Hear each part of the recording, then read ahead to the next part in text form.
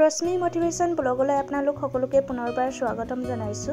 আজি মই আপোনালোকৰ বাবে লৈ আহিছো আত্মসহায়ক গোটৰ কাৰ্যবিৱৰণী বহি বা প্ৰচিডিং বহিত আপোনালোকে জমা আৰু খৰচৰ দফা কেনে ধৰণে লিখিব লাগিব, কিয়নো বহুতো আত্মসহায়ক গোটে কাৰ্যবিৱৰণী বহি বা প্ৰচিডিং বহিত মাহেকীয়া জমা আৰু খৰচৰ হিচাপটো নিলিখাৰ কাৰণে কেছবুক লিখাত সমস্যা হয়। আজিৰ ভিডিঅ'টোৰ জৰিয়তে কাৰ্যবিৱৰণী বহিত জমা আৰু খৰচৰ দফাটো কেনে ধৰণে লিখিব লাগিব সম্পূৰ্ণ কথাখিনি আপোনালোকে বুজি পাব।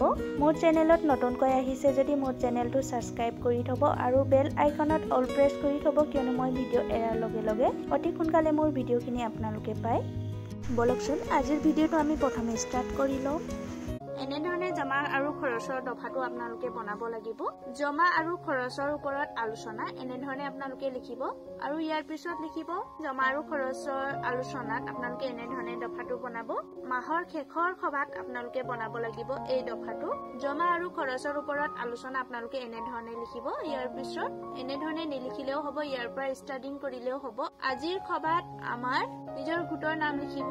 ইয়াৰ পিছত লিখিব গোটৰ এই মাহত হৈ যোৱা জমা আৰু খৰচৰ ওপৰত গোটৰ সাপ্তাহিক সভাতে আলোচনা কৰে গোটৰ সভানেত্ৰী বা সম্পাদিকা বা ধনবাৰী বাইদেউ। কোনগৰাকী বাইদেউৰ হাতত আপোনালোকৰ সঞ্চয়খিনি আপোনালোকে যিমানখিনি টকা পইচা লেনদেন কৰে, লেনদেন কৰাৰ পাছত কাৰ হাতত জমা থাকে সেই সদস্যগৰাকীয়ে হিচাপটো দিব লাগিব, কিমান টকা জমা হ'ল আৰু কিমান টকা খৰচ হ'ল। সেইকাৰণে সভানেত্ৰী বা সম্পাদিকা বা ধনবাৰী বা লগতে আছে যদি আপোনালোকে লগতেও এনেধৰণে লিখি লৈ ল'ব পাৰিব। ইয়াৰ পিছত আপোনালোকে এনেধৰণে বনাব যোৱা মাহৰ হাতে জমা। যোৱা মাহৰ হাতে জমা কিমান টকা আছিলে এনেধৰণে লিখিব। মই ইয়াত আনুমানিক 1400 টকা লিখিছো।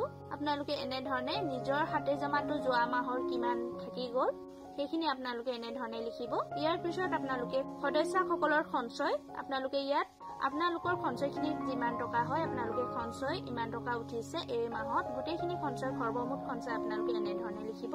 ইয়াৰ পিছত আভ্যন্তৰীণ মূল আপোনালোকৰ সাপ্তাহিক সভাত আভ্যন্তৰীণ মূল কিমান জমা হ'ল আপোনালোকে লিখিব এনেধৰণে। আৰু ইয়াৰ পিছত আভ্যন্তৰীণ ঋণৰ সুত আপোনালোকৰ কিমান টকা সুত আহিলে আপোনালোকে লিখিব। নতুবা মই ইয়াত আভ্যন্তৰীণ বুলি লিখিছো, কিন্তু আপোনালোকে ইয়াত CIF ঋণ বা বেংক ঋণ বিভিন্ন ঋণ থাকে। এই ঋণৰ ভিতৰত কোনটো ঋণৰ পৰা আপোনালোকৰ মূল টকা আহিলে আৰু কোনটো ঋণৰ সুত টকা আহিলে আপোনালোকে এনেধৰণে লিখিব। ইয়াৰ পিছত গোটেইখিনি টকা পইচা আপোনালোকে এনেকৈ মুঠ কৰিব। মুঠ জমাটো এই মাহত মুঠ জমা কিমান হ'ল আপোনালোকে এনেধৰণে লিখিব। ইয়াৰ পিছত আপোনালোকে খৰচটো আপোনালোকে এনেকৈ লিখিব।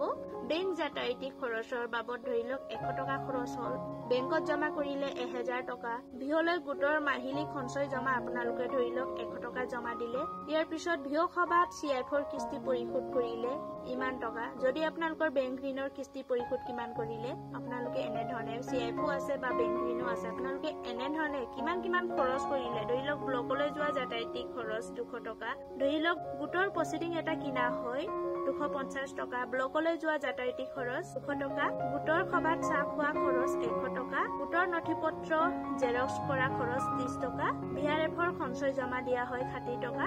আৰু আপোনালোকে এনেধৰণে মুঠ খৰচ আপোনালোকে এনেধৰণে খৰচখিনি আপোনালোকে মুঠ কৰিব। প্ৰথমে জমাখিনি আপোনালোকে মুঠ কৰিব। ইয়াৰ পিছত আপোনালোকে খৰচ কিমান কৰিলে খৰচখিনি আপোনালোকে এনেধৰণে মুঠ কৰিব। আৰু আপোনালোকে এনেধৰণে লিখিব এই মাহত আমুক আত্মসহায়ক গোটৰ নিজৰ গোটৰ নাম লিখিব।